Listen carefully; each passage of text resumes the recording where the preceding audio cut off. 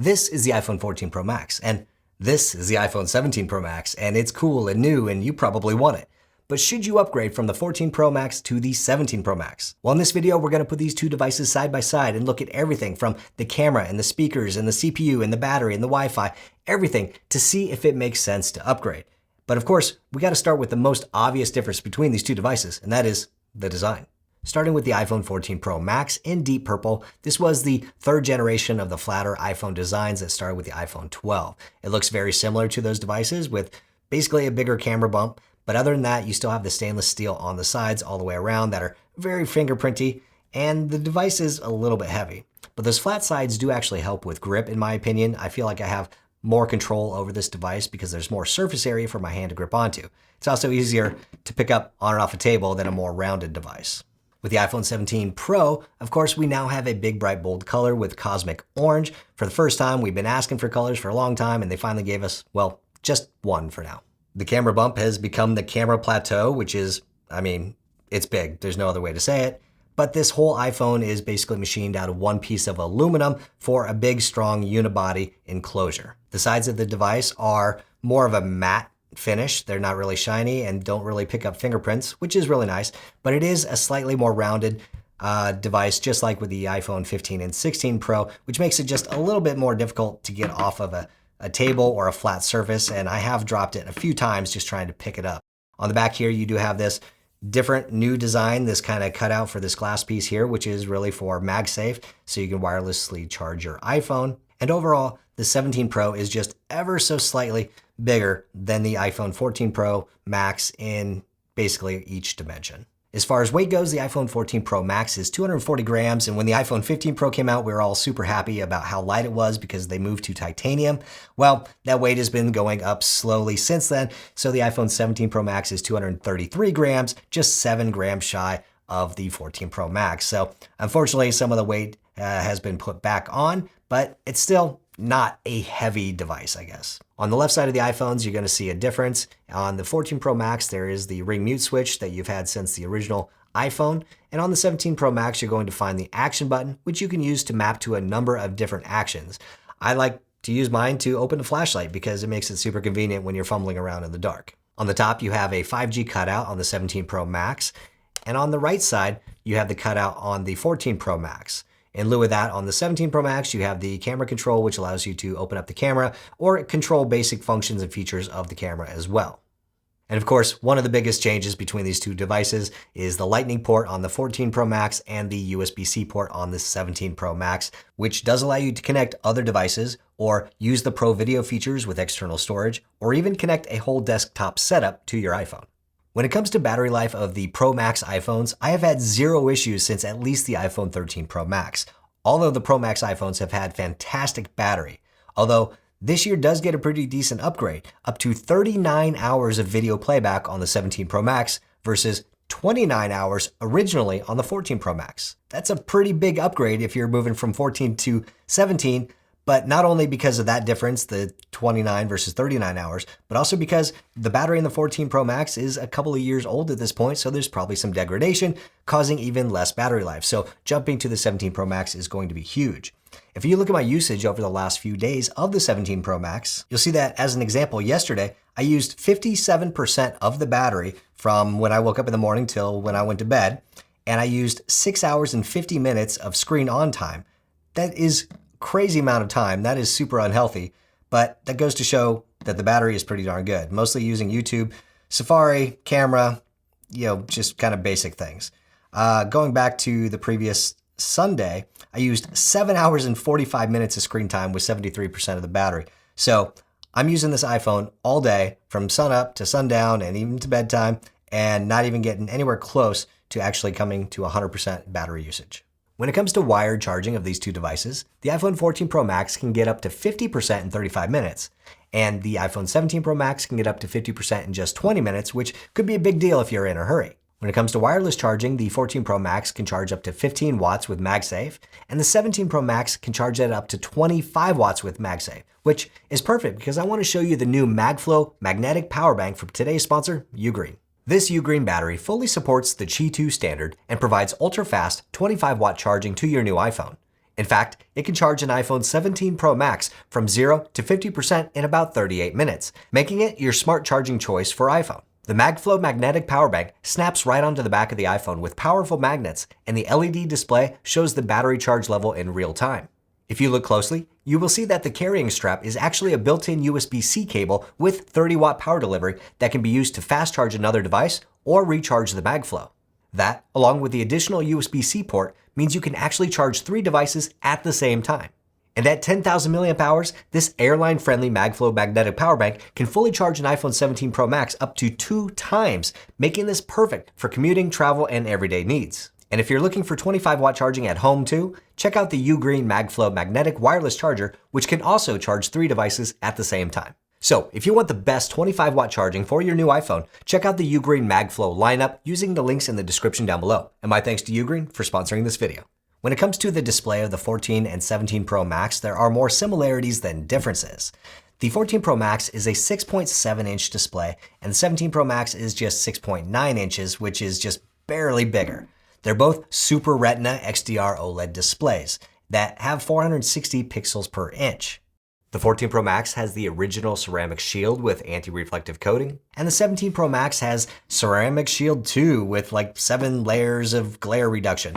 And I don't know about that because it's still pretty glary. You can see a slight difference on the 17 Pro Max, but it's not dramatic. Both of these displays have the ProMotion display, so they can dynamically change the refresh rate up to 120 Hz. They both have Apple's always-on display, which I always turn off. They both get up to 1,000 nits of brightness in regular use, and up to 1,600 nits with HDR, and a 2,000,000:1 contrast ratio, which makes watching videos on this thing awesome.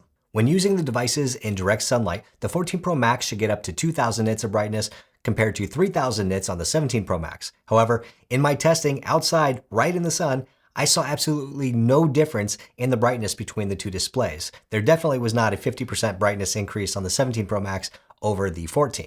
Even when I brought the phones inside and I used a studio lamp to basically blast the light of the sun onto these things, there was no difference in the screen brightness, which I'm not sure why. But then when you use these devices in complete darkness, the 17 Pro Max can get even dimmer down to just 1 nit, making it easier to read in pitch dark without disturbing somebody else. And last, for the display, you'll see up top they both have the dynamic island, and I'm sure you know what the dynamic island is at this point. So up until this point, I would say there's not a ton of differences between these two devices just on their face. But when it comes to performance, you will see some pretty decent gains. The 14 Pro Max has an A16 Bionic inside with 6 CPU cores and 5 GPU cores with 6 GB of memory.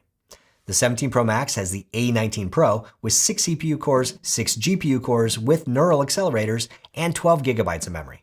Using Geekbench 6, we can see real-world kind of results in performance. It does things like photo and video editing and video processing and AI and machine learning and data compression and PDF stuff and checking your email, all to give you a score. The 14 Pro Max scored 2,608 versus 3,840. That makes it 47% faster than the 14 Pro Max. But not only that, that actually puts it on par with my M4 Max MacBook Pro, which got a score of 3,867. So this guy was just barely reading faster than the 17 Pro Max. When it comes to multi-core operations, the 14 Pro Max got 6,241 versus 9,882, or about 58% faster in multi-core performance. Checking the Metal graphics performance, the 14 Pro Max got a score of 23,929 versus 45,861.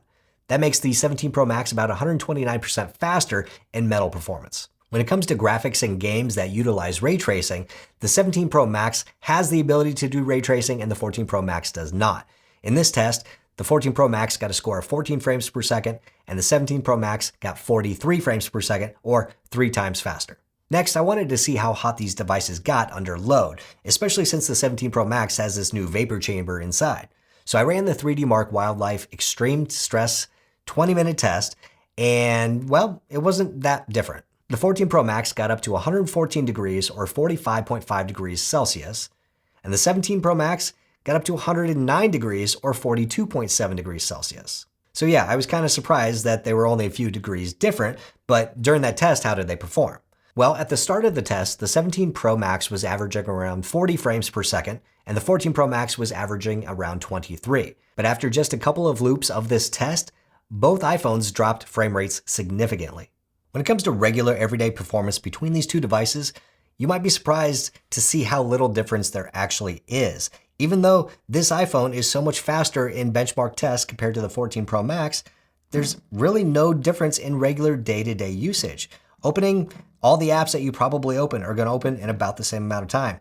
Scrolling is going to be just as fast on both devices. They both have the 120 hertz display. Everything's going to look fast and fluid.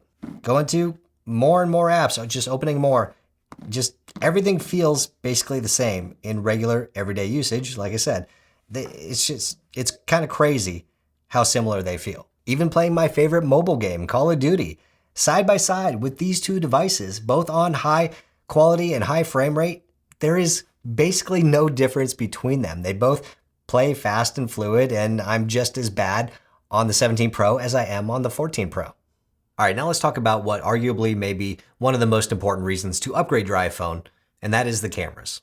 The iPhone 14 Pro Max has a 48 megapixel main sensor, a 12 megapixel wide sensor, and a 12 megapixel 3x telephoto zoom.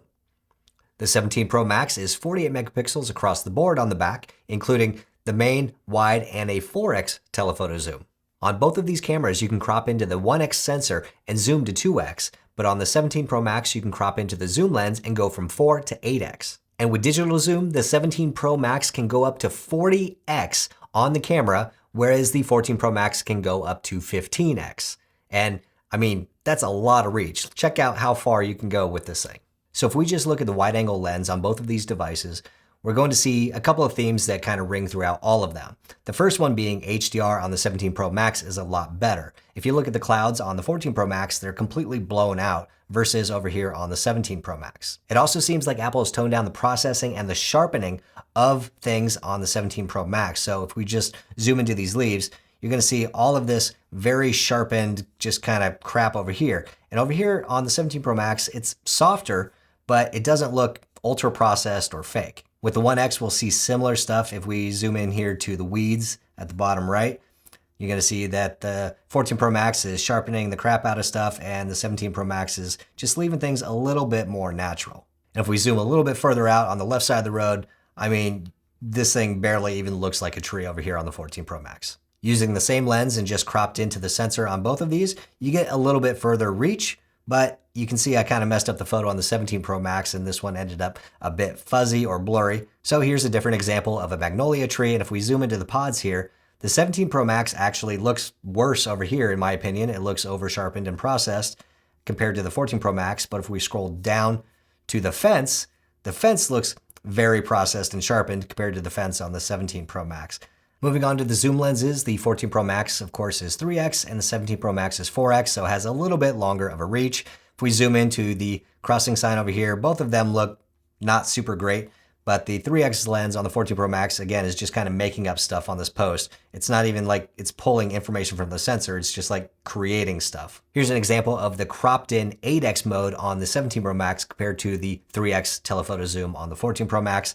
And again, just quite a bit more reach, and it looks a lot better than it does on the 14 Pro Max. Now the 14 Pro Max can go up to 15x with digital zoom, so with them both at 15x and zooming in, we can see there's quite a difference. The 15x on the 17 Pro Max is doing quite well, and everything kind of looks like it should. The 14 Pro Max looks like it's having trouble with words and letters, especially if we go over here, like it has no idea what's going on over here. If we zoom in up to the truck, you can at least make out the logo of the Honda truck over here on the 17 Pro Max versus the 14. And now, just because we can, here is the full 40x digital zoom that's available on the 17 Pro Max versus the 15x on the 14. And I mean, what else can you really say about that? You get so much further reach with the 17 Pro Max, and it actually does a pretty good job at that distance. Here's a fun low light example. This is my network rack located in a pretty dark closet and pretty high up that I have to get basically a ladder to get to the top. So sometimes I'll use my iPhone to try and zoom in to try and read the information. And as you can see, the 14 Pro Max at 15x in this kind of darker environment, it just completely has no idea what to do with these letters and numbers. It looks awful. There's so much noise. It's just terrible. And this cable internet right here, it looks AI generated. Like it doesn't look like it's actually from the sensor. Now compare that to the 17 Pro Max, where you can actually read every single digit There's less noise. It just looks so much better than it does on the 14 Pro Max. So in this low light example, the 17 Pro Max does way better. So using the zoom lens to do a portrait shot, not portrait mode, but just a portrait shot using the zoom lenses, you can see that the 17 Pro Max has a lot more natural bokeh behind me because of the size of that sensor being 48 megapixels. If you zoom into my face, unfortunately, sorry about that, you'll see that the 17 Pro Max is softer. There's less sharpening going on. I also feel like there's more natural shadows, especially kind of here around my neck. So overall, I think the 17 Pro Max looks better with this kind of zoom lens portrait. As far as the front-facing selfie camera, the 17 Pro Max now has an 18 megapixel square sensor versus the 12 megapixel sensor on the 14 Pro Max. And you're going to see a lot of the same benefits. You're going to see better HDR processing. Things aren't blown out like the clouds. There's less sharpening going on, and the shadows feel a little bit more realistic. Also, even though my skin is always kind of red tinted, it's definitely overdone on the 14 Pro Max. So the 15 Pro Max 17 Pro Max is just doing a way better job. And if you look behind me, look how bad all of these leaves and sticks and branches look compared to over here on the 17. Also on the 17 Pro Max, you have the ability to take landscape or portrait shots no matter how you're holding your device because of that square sensor, which is pretty convenient. And it will also use center stage to automatically widen the angle if somebody else comes into the shot with you, making it pretty convenient for group shots. Overall, the photos from the 17 Pro Max just look better than the 14 Pro Max. They're not over-processed, they do a better job with highlights and shadows, and the longer reach of the lenses can actually get you a better, or at least usable, photo in long distances. There's also been a number of updates with video capabilities since the iPhone 14 Pro Max, including ProRes for high-quality video, ProRes Log for taking log video to actually be able to color grade it, and now ProRes RAW to be able to take uncompressed video on the iPhone for really intense color grading and video work. There's better slow motion on the Pro Max, which includes 4K at 120 frames per second. You can do audio mixes in video to change what your audio sounds like after you shoot a video. There's also this new dual capture mode, which allows you to use the back camera along with the selfie camera and record both at the same time. I could see this being useful for like tutorials with family or friends or something, showing them how to do something. I'm sure there's going to be plenty of other uses for it, so let me know below what you think you might use it for. Other than that, standard video recording on iPhone has been great, so it's still pretty good on the 14 Pro Max. You just miss out on some of those more professional type features. When testing out the speakers between these two devices, I could tell instantly that the 14 Pro Max was louder, so of course I wanted to use a decibel meter to verify that. And of course, yes, I was right. The 14 Pro Max was able to get up to 89 decibels in my test versus 86 decibels on the 17 Pro Max, which is a bigger difference than you think because decibel differences are exponential and not linear. But in general, the 14 Pro Max was louder and a little bit tinny and a little bit grainy at the highest volume. The 17 Pro Max has more balanced speakers, but just not quite as loud. I do think that the 14 Pro Max is better for spoken audio like podcasts because it can get louder to overcome things like shower noise or cooking or whatever else. I think that the 14 Pro Max still does a better job at those types of things for me. But if you want music to sound better coming out of the built-in speakers, then the 17 Pro Max is going to be better. All right, let's move on to some wireless changes. Inside the 14 Pro Max is Wi-Fi 6, and inside the 17 Pro Max is Wi-Fi 7. Although you'll probably hear people complain that it's only 160 megahertz on Wi-Fi 7 and not the full 320 megahertz on Wi-Fi 7, which is insane because how much wireless speed do you need from your phone? I mean, what are you doing with this thing? Are you doing live video editing between your phone and a NAS?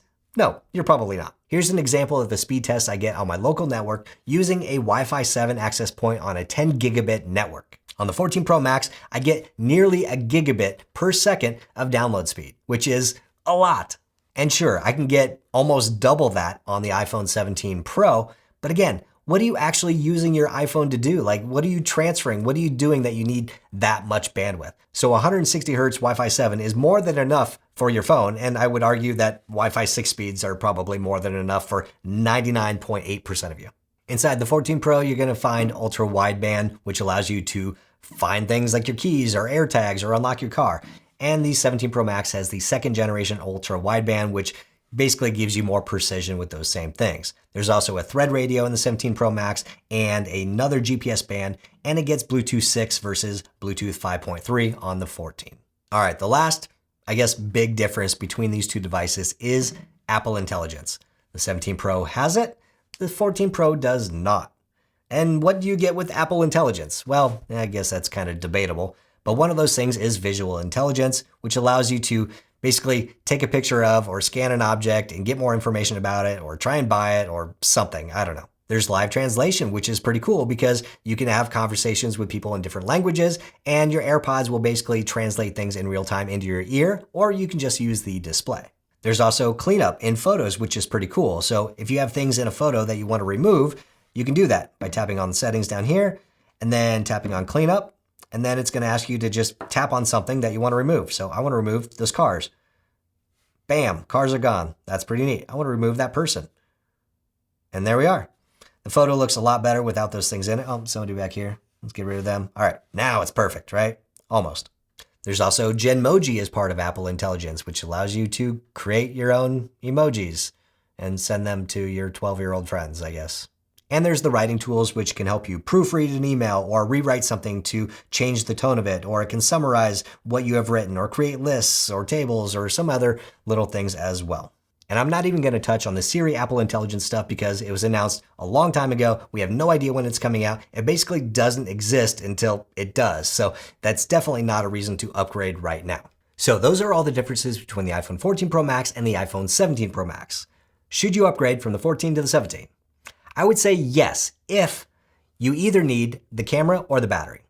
The iPhone 17 Pro camera is great. So if you're a hobbyist, you shoot a ton of photos, you do it professionally, or you have little kids and you want to capture the best shots you can at every moment, then the camera upgrades in the 17 Pro are going to be worth it. And if you're a real video professional, then the ProRes RAW might come in handy. The battery might be another reason for you to upgrade. If you're a heavy user of the iPhone 14 Pro Max, then your battery might have some pretty decent degradation. Jumping up to a brand new battery in the 17 Pro Max is going to be a big change, even before the 33% better battery life that Apple's claiming. If you do upgrade, you'll get all the new things like the design, the camera control, the action button, the brighter display, the faster Wi-Fi. All these little things do add up, but I would not say that they're primary reasons to upgrade, just kind of bonuses for the camera and the battery.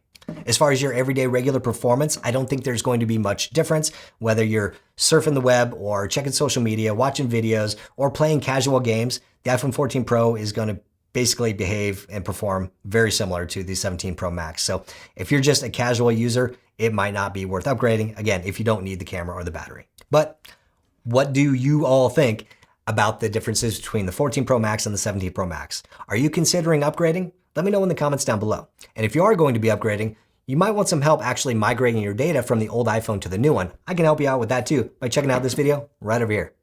That one. Hit the thumbs up button if you liked it, hit subscribe if you want, and I'll see you next time.